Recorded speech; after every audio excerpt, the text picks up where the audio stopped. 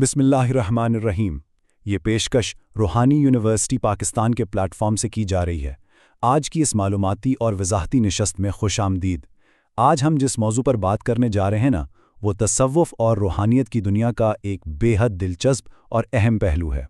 हम मारूफ किताब सुखन सरा के सफ़ात 93 और 94 पर मौजूद सवाल नंबर 8 के जवाब में हज़रत जी ताबिश कमाल की इंतहाई गहरी और फ़िक्रंगेज़ बसीरत को समझने की कोशिश करेंगे। तो बस इस रूहानी सफ़र और इल्म की रवानी को महसूस करते हुए आगे बढ़ते हैं। तो चलें सीधा अपने असल मौजू की तरफ आते हैं। एक बहुत ही बुनियादी लेकिन अक्सर पूछा जाने वाला सवाल है कि क्या एक मुर्शिद वाकई अपने मुरीद के दिल से, उसकी क़ल्बी कैफियत से मुकम्मल तौर पर आगाह होता है? ये एक ऐसा सवाल है जो राह सलूक पर चलने वाले हर मुसाफिर के जहन में कभी ना कभी ज़रूर उभरता है। हज़रत जी ताबिश कमाल से भी जब यही सवाल पूछा गया तो उनका जवाब किसी सुनी सुनाई बात या रिवायती कहानी पर मबनी नहीं था, बल्कि वो शरीयत और तसव्वुफ़ के इंतहाई मुतवाज़िन पहलुओं पर मुश्तमिल था। चलें इस शानदार जवाब को मरहलावार समझते हैं। पहला और सबसे अहम हिस्सा, इल्म गैब का ताल्लुक सिर्फ और सिर्फ अल्लाह ताला की ज़ात से है। जी हाँ, इस लामहदूद समुंदर की तरह ग़ियाब और शहूद, यानी जो पोशीदा है और जो ज़ाहिर है, उसका मुकम्मल और मुतलक इल्म सिर्फ उसी ज़ाते बाबरकात के पास है। ताबिश कमाल साहब अपने जवाब का आगाज़ ही इस तौहीदी नुक्ते से करते हैं कि भाई मुतलक इल्म पर इजारादारी सिर्फ और सिर्फ खालिक़े कायनात की है। इसी बात को अगर हम ज़रा और गहराई में जाकर समझें तो अल्लाह की दो सिफ़ात पर गौर करें, अलीम और ख़बीर। अल्लाह ताला हर चीज़ जानने वाला और मुकम्मल बाखबर है। हज़रत जी ताबिश कमाल ने सुखन सरा में बड़ी खूबसूरती से यह नुक्ता बयान किया है कि दिलों का हाल और किसी के दिमाग के अंदर क्या चल रहा है, इसे बराह रास्त जानना ज़ाती तौर पर सिर्फ अल्लाह ही का कमाल है। कोई भी इंसान, चाहे वो रूहानियत के कितने ही बुलंद मर्तबे पर क्यों ना हो, वो अल्लाह के क़तई हुक्म और मर्ज़ी के बग़ैर कुछ नहीं जान सकता। उसके पास कोई अपना ज़ाती इल्म नहीं होता। और सच पूछें तो ये नुक्ता दरअसल शिर्क के तमाम रास्ते हमेशा के लिए बंद कर देता है। अब ज़रा इस शानदार इक़्तिबास को देखें। हज़रत जी ताबिश कमाल फरमाते हैं, मामलात गैब, किसी के दिल पर इल्क़ा करना या वुजदान की रहनुमाई में किसी पर कुछ ज़ाहिर कर देना, सिर्फ उसी को ज़ेबा है। कितनी वाज़ेह बात है। ये इक़्तिबास इस बात की मुकम्मल तस्दीक करता है कि इस्लामी रूहानियत की बुनियाद पूरी तरह अल्लाह की ज़ात पर है। देखिए, मुर्शिद के पास अपना कोई ज़ाती इल्म गैब का बटन या स्विच नहीं होता कि जब दिल किया ऑन कर लिया। जो कुछ भी बसीरत या समझ उसे मिलती है ना, वो बराह रास्त अल्लाह की तरफ से उसके दिल पर इल्क़ा की जाती है। तो यहाँ से हम दूसरे हिस्से की तरफ आते हैं, जो कि मुर्शिद का इंसानी रुतबा है। अब सबसे अहम नुक्ता ये है कि रूहानी निज़ाम में एक मुर्शिद का असल मुकाम क्या है। मुर्शिद चाहे रूहानी तौर पर कितना ही मजबूत क्यों ना हो, वो बहरहाल उसी ज़मीन पर रहने वाला एक इंसान ही है। वो खालिक से गहरा जुड़ा हुआ ज़रूर है, लेकिन अपनी ज़ात और ताकत में वो मुकम्मल तौर पर अल्लाह ही का मोहताज बंदा है। इस बात को यूं समझें कि मुर्शिद यकीनन इंसान होने के नाते अशरफुल मखलूक़ात के आला दर्जे पर फायज़ है, लेकिन रहता वो इंसान के दायरे के अंदर ही है।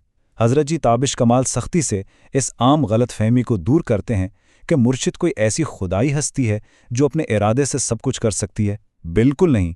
वो फरमाते हैं कि उन्हें इंसानी समझें और ये हमेशा याद रखें कि वो हर हाल में अल्लाह के हर फैसले और मंशा के मुकम्मल तौर पर ताबे होते हैं। इस एक सोच से हम अकीदे की बहुत सी खराबियों से महफूज हो जाते हैं।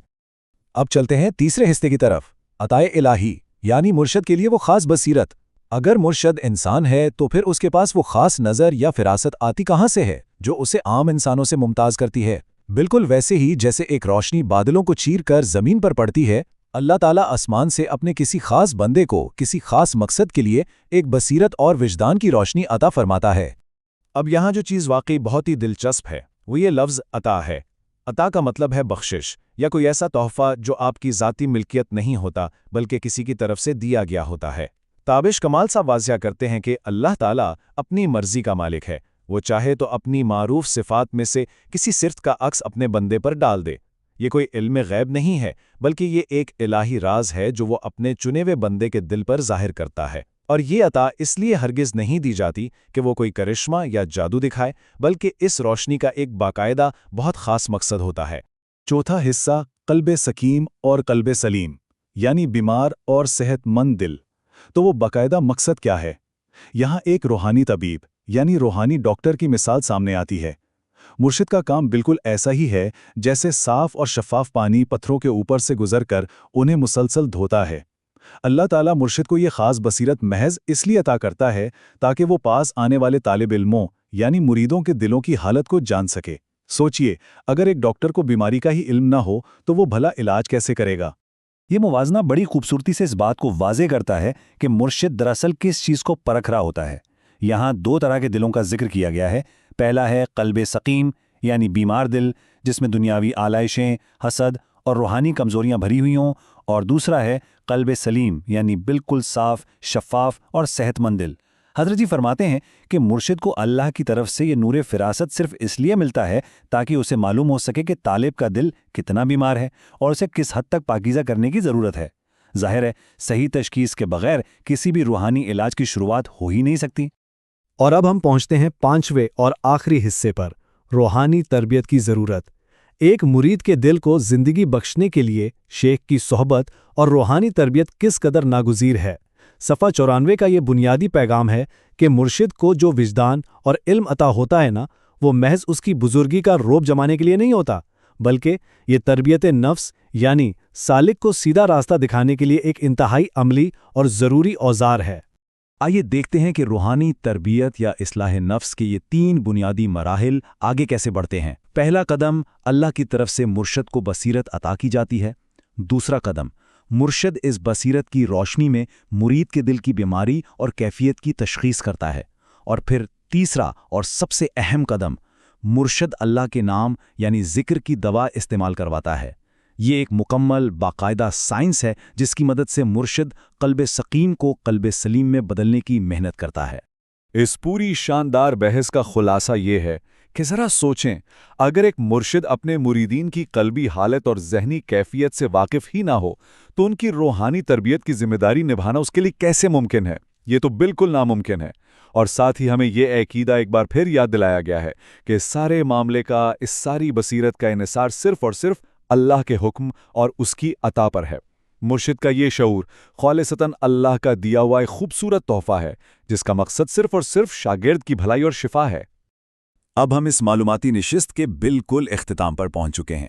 یہ ساری گفتگو ہمیں خود احتسابی کی ایک خاموش سی دعوت دیتی ہے۔ تو اب سوال ہم سب کے لیے یہ ہے کہ راہ سلوک کے مسافر ہونے کی حیثیت سے ہم آج کون سا دل لے کر اپنے روحانی طبیب کے پاس جا رہے ہیں؟